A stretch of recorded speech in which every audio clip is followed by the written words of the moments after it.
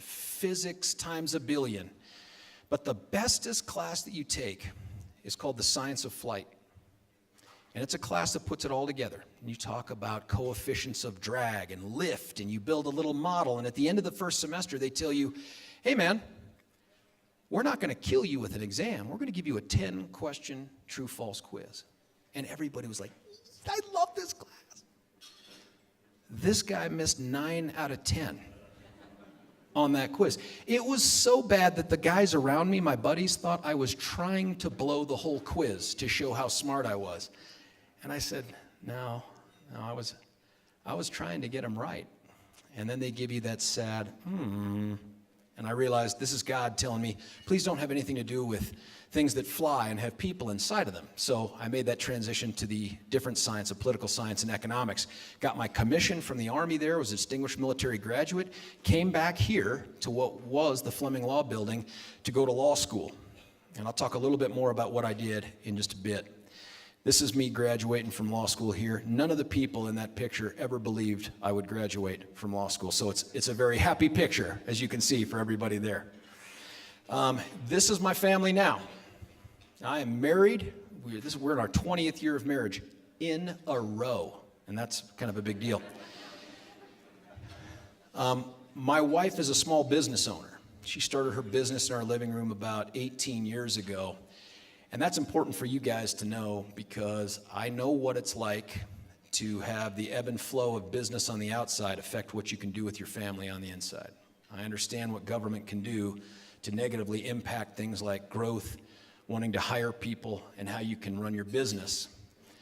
I got 4 great kids here. My daughter is a 15-year-old sophomore in public high school. We've all gone to public high school our whole lives. I think that's important for you to know. Not because I'm anti-private school. My gosh, I wish I could afford to send my kids to private school. But when I tell you, when we talk about things like public school education quality or public school safety, these aren't matters of politics for me. These aren't matters of profession for me. They are personal matters to me. So I have a sophomore, that 15-year-old there, who, fair warning, is going to take over the planet Earth. Get to know the name Amanda Brauchler. It's happening. And then I have 3 great boys, a 14-year-old, and then a 10 and an 8-year-old son, and they all go to public school too. I'm also a school choice guy. All those kids have been through charter school until 5th grade. Now, I have 4 kids. How many people here have more than 2 kids that they know of? I see a few hands through the blinding lights that are on me. Now, I'm not saying if you have 2 or fewer kids that that's not real parenting, but something changes when you go from man coverage to zone, do you know? And here's the proof. When you have more than 2 kids, you put these lies up on your desk, right? You put these pictures up, and it's like everyone's so happy, and they like being together, and they're getting ready to go trick-or-treating, and it's magical. But that is bullshit. That is not reality. Reality is going to Target because your wife is home with the infant Graham, who's now 8, and she sent you to pick up something that's a life or death matter. And you have to take the other 3 kids with you. And when you get there, you turn your back for, let's say, a whole second. And then you turn around and the kids aren't there. And you track them down in the toy aisle. And you discover this. Now, this is something where the little guy thinks he's in a fair fight with his much larger older brother, and there's my alpha trying to club him like a baby harp seal with that battle axe. Now, you know I'm a veteran parent because I don't try to stop it. I'm desperate to photograph it. So I can send it to my wife with the caption, WTF, you know? And that's what you do. The other thing that happens is you go to every amusement park multiple times. And if you've ever been to these big ones, even the ones here at Elitch's, you know that there's a point at which on the roller coaster, they take a picture of you and they try to preserve that moment of ultimate fear. And then they try to sell it back to you for like $1,000 when you get off. You know what I'm talking about? And you usually just take your phone up there and take a quick picture of it. Well, when you ride those things enough, you realize when it's coming and you start posing for it.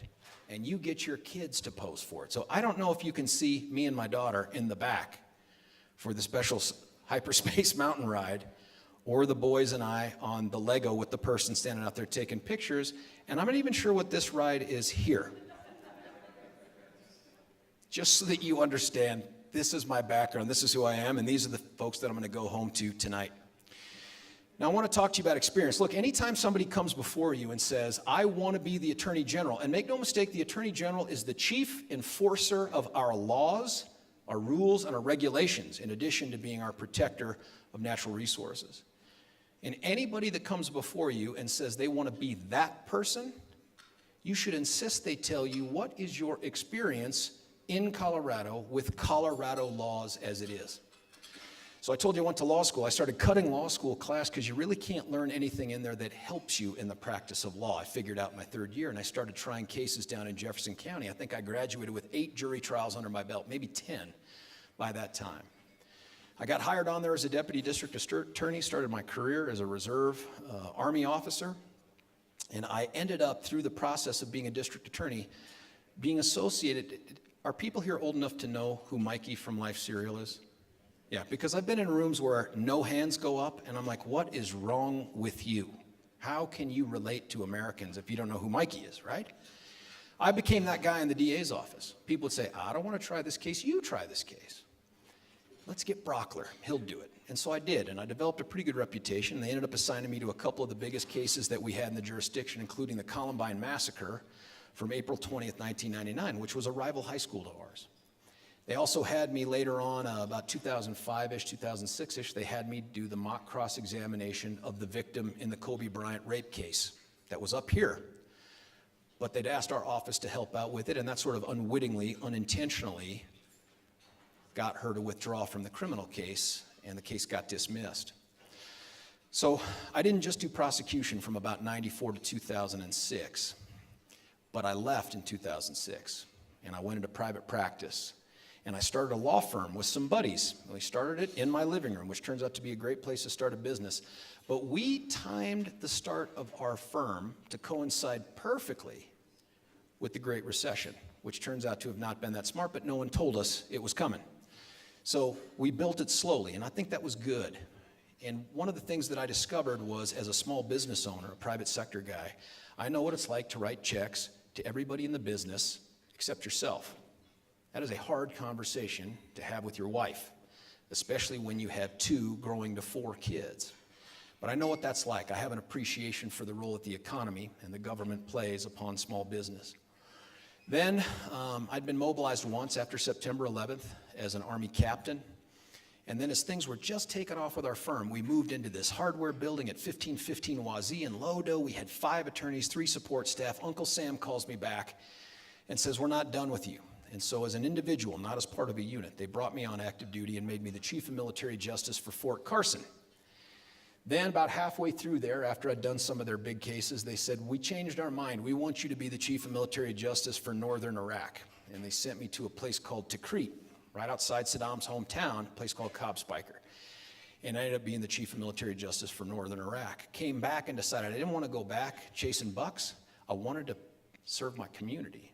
I wanted to work in public safety, where my passion was. And so I ended up running for DA, and as it turns out, I was late to the game, and there were 3 other people that had the same damn idea. And we had a heck of a primary. And we just out-hustled everybody, outworked everybody, and I ended up winning the nomination. And in between the nomination and winning the general election, a guy walked into a movie theater at the corner of 225 and Alameda in Aurora and tried to murder hundreds of people. And that case, as much as anything, probably has defined for many who I am and what our office is, but we've done a ton of other things here. Now look, the 18th Judicial District, there's 22 in the state of Colorado. I usually ask as a quiz here, but I want to respect the time here. When you see 18, you think what I do, you think of this guy right here, Big Daddy. Who misses this right here, holding it like a little baby? Don't you want that right now?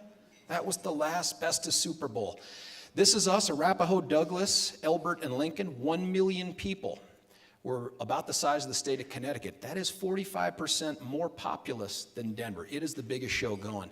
I have 90 prosecutors, 22 investigators, a total staff of 225.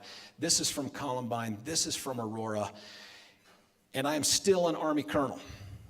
I'm still serving in uniform, and I transferred from the reserve to the Guard back during that trial so they wouldn't move me out of state and I could finish doing my duty. Now, I want to talk to you about a couple of these issues here that are big and important. Amendment 71, do you guys remember that one? One of the questions that people said that you might be interested in is, what's my position on Amendment 71? I was a big supporter, a public supporter of Amendment 71. This is the one that made it tougher to monkey around with our Constitution than it is to pass a statute. I was a supporter of that, and I think it should be harder to change the fundamental document of our government than it is to change a statute. You guys all know this case. If I'm talking about stuff you don't know about, please say something. My opinion on this case, and this is that riverbed case, and you feel free to ask additional questions. I am a private property supporter. In fact, as Attorney General, there are 3 big roles that you serve. You are defender of Coloradans, not by will or whim or ideological objective or altruistic outcome. You are a defender of Coloradans through the laws, rules, and regulations that are on our books. But you're also a protector of Colorado's natural resources, our water. You're also a guardian of our laws and our Constitution, and that has been my adult career as a defender, a protector, and a guardian. And so when I tell you I'm a defender of private property rights, this case right here is an attempt to convert private property into something that is more of a public trust or a state-owned piece of land. I disagree with that. Waters of the United States, I presume nobody in here has ever heard of that. I'm kidding. Look, the Clean Water Act, we want clean water. We're entitled to expect that our water can be clean and usable. But this is different. That Clean Water Act was changed through this Obama-era administrative rule to take away our ability to manage our water. And that's the problem. And in fact, I've seen a map where it's like 93% of the state and the land surrounding it gets hijacked by the EPA through this brand new rule that doesn't apply to us right now. I get that because there's a pending court case on it and it's been stayed. But this is something that as Attorney General I want to fight against, and that is the encroachment of federal government over our water and the way that we manage our water. I believe in Colorado. Everything that's important to me in my life is here. And I'm telling you, as a 30,000-foot principal, I think we are far better at managing our resources and ourselves than bureaucrats 1,500 miles from here that don't live here, their kids don't go to school here, they don't own anything here. We should be in charge of us. Interstate negotiations, critical. And I'll tell you, as somebody who knows what it's like to go to battle, I have handled cases at every level of government, municipal, state, federal, military. I've not just done trial work, I've done administrative work, whether it's workers' comp, unemployment, military. If there is a way to do battle in the legal system, I've done it at least once. But because of that, I know how to manage negotiations. I know how to negotiate from a position of strength and recognize when we are potentially weak and try to get the best out of those negotiations. These things are critical. I think you know better than anyone else outside this room in our state that us having a call on our water from the lower basin states would be devastating because I don't think we win. And so the ability to negotiate out in good faith our issues over water, over conservation, those things matter. And what you need is a skilled, experienced, confident hand to make sure that those negotiations turn out the best for us and our state. Colorado River, never heard of it. No, I'm kidding, I have heard of it. This river, despite the fact that it doesn't put out nearly as much water as many others across the country, it's got to be the most regulated river in the United States of America. This is critical for us to manage and manage appropriately. If you have other questions about that, happy to discuss them with you, but I recognize the importance of this. Look, the water beyond even the Colorado River is the lifeblood of this state. I get that. And I'll tell you a quick story. When you're on the Front Range, you may know this from the Front Range stuff. When you're on the Front Range, your view of water is, can I turn on my spigot and drinkable water come out? That's what you think.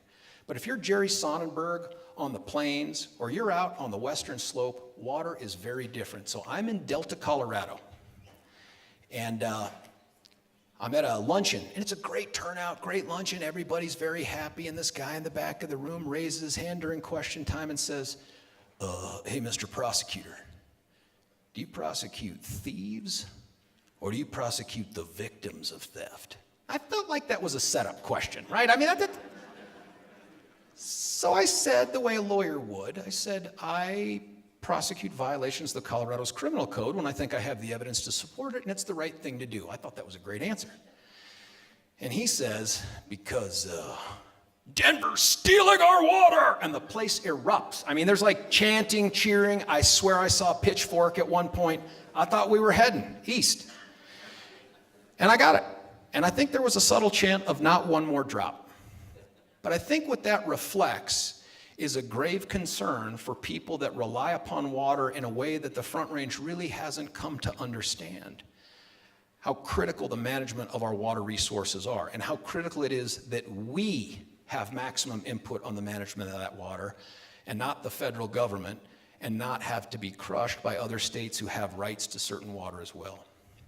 The severance tax issue is a big one, and I'll tell you what's implicated here. You'll see another slide on Initiative 97. Have you guys heard about 97? That's that one that has 3 states setbacks for any, I don't know if it's 3 states, but it's like 2,500 miles or something. The idea being, in my opinion, that the folks that are supportive of that want to shut down oil and gas development in the state of Colorado. Well, as you know, the vast majority of the severance taxes that pay for the Water Conservation Board's good works come from severance taxes. So this thing is bigger than just the idea that it may be a taking, maybe an unconstitutional taking of the value of someone's private property.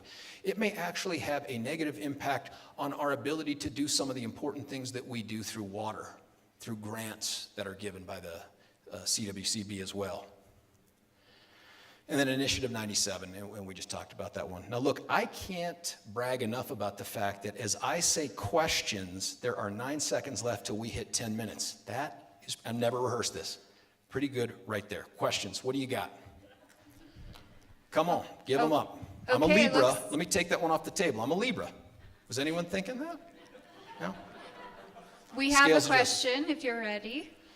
Okay, so Colorado voters have often elected an attorney general and governor from opposite parties. True. What would be your approach to representing the state on legal issues where your position differs from the governor's? That's a great question. Let me add a little more context to that. We're the only state in the country that has a Democrat governor and a Republican attorney general, and it has been that way most of my 28 years of life.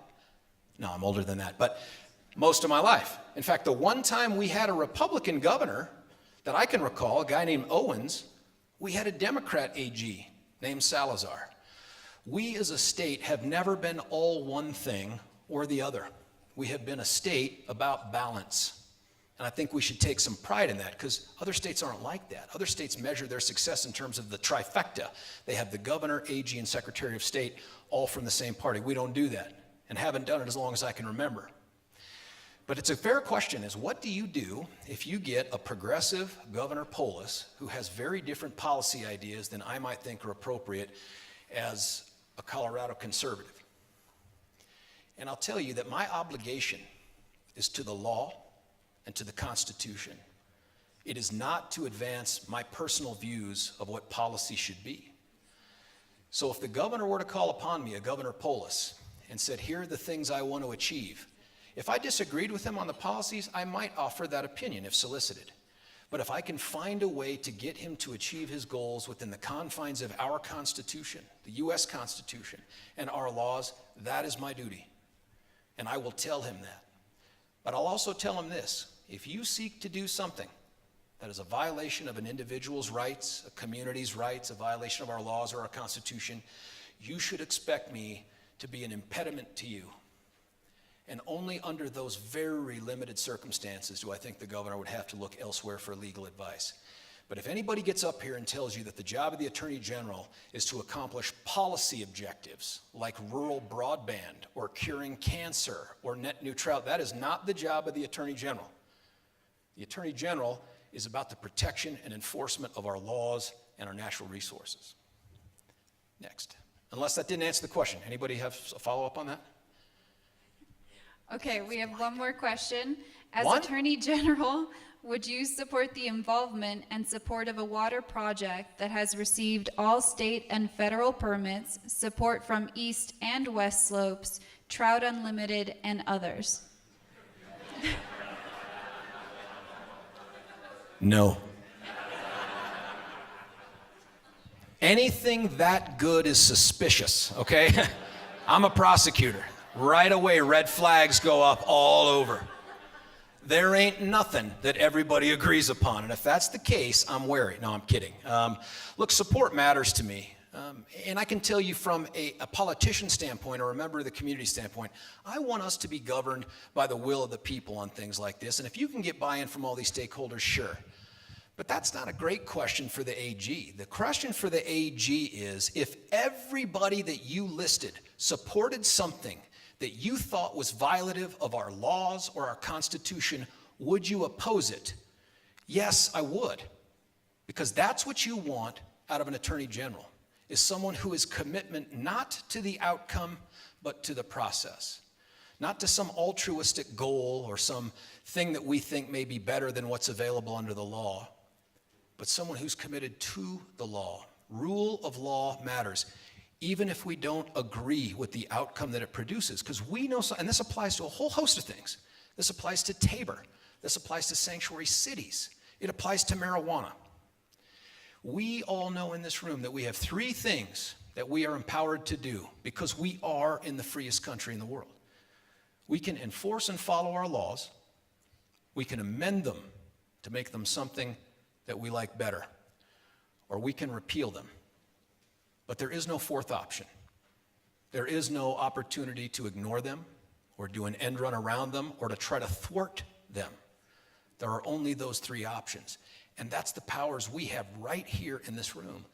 And I'll tell you, one of the great concerns that I have looking at the Attorney General's offices across the country, and let me tell you a little story using some numbers here.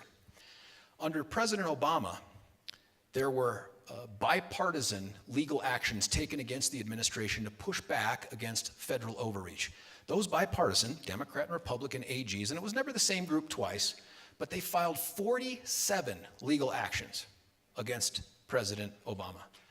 In the first 20 months of the current administration, a purely Democrat-controlled AG consortium has filed more than 47 legal actions against this administration, wait for it, not to prevent federal overreach, to prevent federal underreach. Every time the president has said, I think the authority for this should be returned to Congress or should be returned to the states, like with the current new rule that's been offered to take the place of the Clean Power Plan. All of these things attempt to giving us back some more sovereignty, some more authority over us and our resources. Every single time, this group of radical Democrat AGs has filed a lawsuit saying, you can't do that. You have to impose net neutrality on us. You have to impose WOTUS on us. You have to impose the Clean Power Plan on us. That is not what's best for Colorado. Bureaucratic rulemaking has a place, but when it hijacks our sovereignty, when it takes the place of our judgment about how to manage our limited resources, it's not good for Colorado. Even if you think the outcome is desirable, we should have that debate and impose those limitations on us. Any other questions? Are you signing to me? Because I see your hands moving. I don't do it. I am not a sign guy. Actually, I was signing to Chanae over there. Is this the hook coming up to get me? Yeah, she. That's it, exactly. Look, I've got a couple minutes on the clock here. I wanted to sing a song. No, I don't. I don't want to sing a song. I do want to leave you with this. If you trust me with your vote, if you honor me with the duty and the obligation to be a defender, a protector, and a guardian of the things that are important to us, I will not let you down. And you will know that my position will not be as a Republican, it will not be as a Democrat, for there are no Republican victims and Democrat constituents, there are only Coloradans. You will get my best. And when I talk to you about the things we did as district attorney, whether it's create a human trafficking unit, domestic violence, special victims unit, cold case unit, those are not just words, that is action. And you will get my best action on behalf of the state of Colorado. My name's George Brauchler, and I would be honored to be your next Attorney General. He told me not to.